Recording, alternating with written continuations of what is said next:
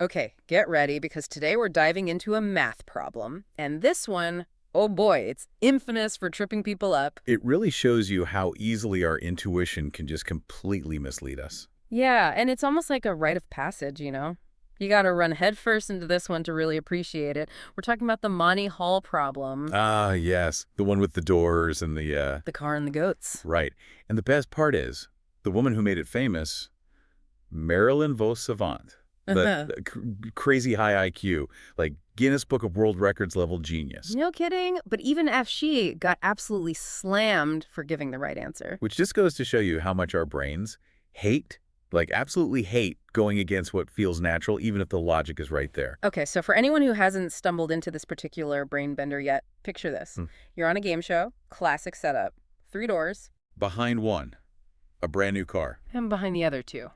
Let's just say you wouldn't want to win those. 2 goats just hanging out, You pick a door, any door, no pressure. but hold on to that feeling that you made a choice. Okay, so let's say I go with door number 1. What happens next? Monty, our host, the guy who knows what's behind every door, he opens a different door, let's say door number 3, and behind it is, A goat. I bet those goats are getting a little tired of this game, huh? probably. But here's the important part. Monty turns to you and asks, do you want to stick with door number 1, your original pick, or switch to door number 2? Now, this is where it gets interesting because it feels like it should be an easy decision, right? 2 doors, 1 car. And this is where most people's brains go 50-50 chance, easy. But the thing is, Switching doors actually doubles your chances of winning. Yep. Wait, hold on. What? That doesn't make any sense. It's got to be 50-50 at that point, right? This article we're looking at even talks about how our brains just like short circuit when we try to understand this. it's a total paradox. Our gut screams one thing, but the math, and believe me, there's a lot of it, says something completely different. So where are we going wrong? What's the flaw in our thinking here? Why doesn't sticking or switching give you the same odds of winning? It all comes down to Monty. He's not just randomly opening a door, is he? I mean, I always assumed he was. He's just trying to build the suspense, right? Oh, he's building suspense for sure. But Monty knows where that car is, and he's deliberately showing you a goat. Yeah. And that, my friend, changes everything. Okay, I'm starting to see where you're going with this, but it still feels fuzzy. So how does Monty, knowing where the card is and then being all, look, a goat, change the odds? Okay, think of it this way. You pick a door, any door. You've got a 1 in 3 chance of having picked the door with the car behind it, Right, right. which means there's a 2 in 3 chance the car is behind one of the other 2 doors. Now, Monty opens a door to reveal if those. So with us, He's giving you valuable information. right? He's basically concentrating that entire 2/3 probability onto the single remaining closed door. Hold on. So you're saying that my initial 1/3 chance doesn't just magically become 50-50 because there are fewer doors. It's still stuck on that first door, You got it. even though I want to switch so badly now. Your initial choice. Still stuck with that 1/3 probability. But that other door, the one you didn't pick at the start, it's soaking up the probabilities of both of the doors you didn't pick at the beginning. Okay, that's where I need a bigger example. My brain is starting to smoke a little bit. Luckily, this article is amazing. It's got like 5 different ways to understand this. Like they knew we'd be totally lost. I'm kind of liking the one where they blow it up to 100 doors. That one made my brain do a backflip, but in a good way. Oh yeah, that's a good one. Exaggeration to 100 doors Yeah. really drives the point home. All right, so imagine this. Instead of 3 doors, 100 doors. 100 doors. You pick one. Oh, man, the pressure. Okay, dot number, I don't know, 22. Door number 22 it is. Now, Monty, our benevolent host, decides to be generous. He goes down the line and opens up 98 other doors. And behind those doors are Goats. All goats. so many goats, and I'm guessing some very confused goats. Oh, definitely. But you're left with 2 doors now. Yeah. Your original pick, number 22, and one other door that's still closed. Okay. I feel like this is where it starts to click for people, right? It's funny how our brains work that way. Because suddenly, sticking with my first pick, that 1 out of 100 chance, it just feels wrong. Like the odds have to be so much better with that other door now. Exactly. That other door, it's like it's absorbing all the possibilities, all those near misses that Monty just revealed. But here's the thing. The logic behind it.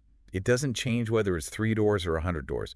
Our brains just get stuck on those smaller numbers. It's like our intuition just can't handle it. Like, I remember reading that 100-door example in the article, and it was such a light bulb moment. It finally clicked.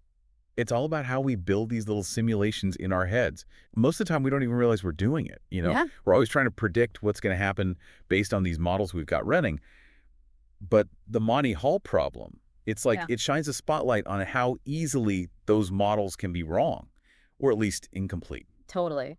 Speaking of simulations, this article also talks about testing this whole thing with code, running like thousands of these Monty Hall games just to see what happens. And what do you know? Switching wins. Switching wins way more often. It just shows you sometimes we need to fight fire with fire. Mhm. Our intuition fails us, so we fight back with cold, hard data. I love it. So we've got the 100 doors, we've got the simulations.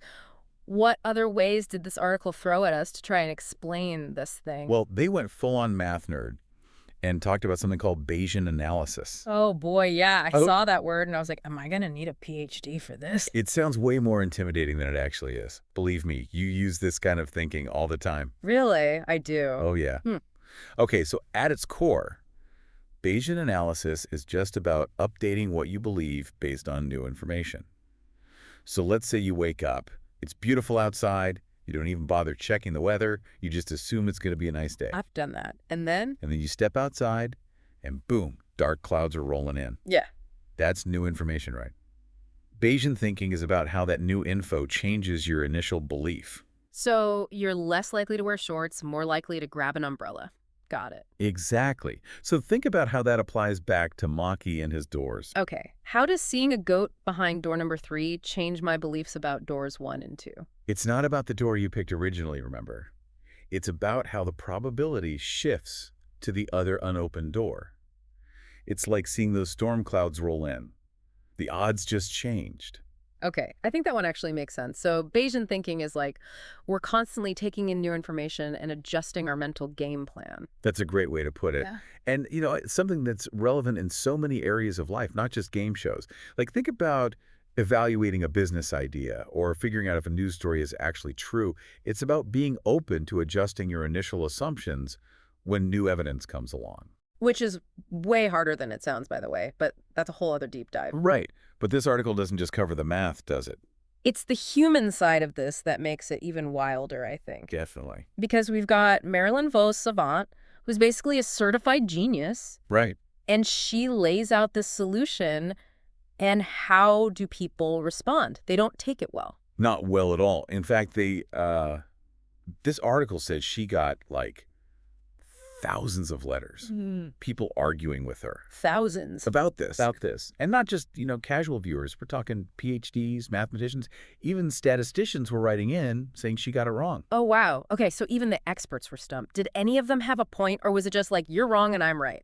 There are some pretty amazing quotes in this article. Like, one guy wrote, "You blew it, and you blew it big."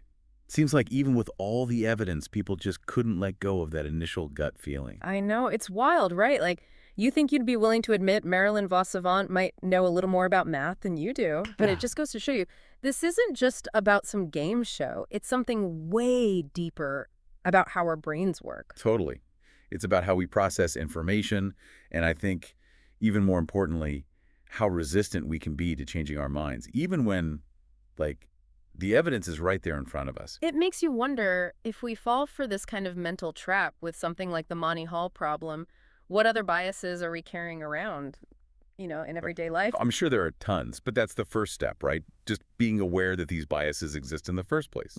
So, how do we fight back? How do we avoid these mental traps? Well, like we were saying, recognizing that our intuition can be wrong is huge, especially with probability.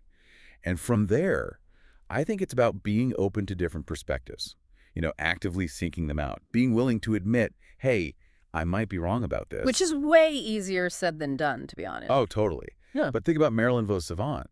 She's got all these people, experts included, telling her she's wrong, and she still, calmly lays out the logic. Yeah. She sticks to her guns, and in the process, she teaches millions of people about this really cool math problem. And probably helped a few people win some cars along the way.